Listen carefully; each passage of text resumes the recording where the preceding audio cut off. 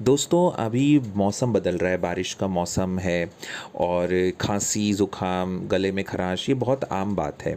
तो बेटर है कि बहुत इनिशियल स्टेज पे अगर हम इसको कंट्रोल कर लें तो ये बहुत बड़ी बीमारी नहीं बनती फिर।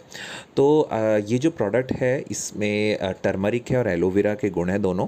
और ये बहुत ही शानदार लॉजेंजेस हैं, आप इसको अपने पास हमेशा रखें। और 10 लॉजेंजेस आते हैं एक स्ट्रिप में।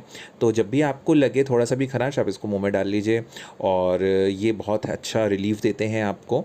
अगर आपको चाहिए तो ऊपर दिए हुए नंबर पे मुझे कनेक्ट कर सकते हैं और मैं आपको अच्छा डिस्काउंट पे भी दे सकता हूँ।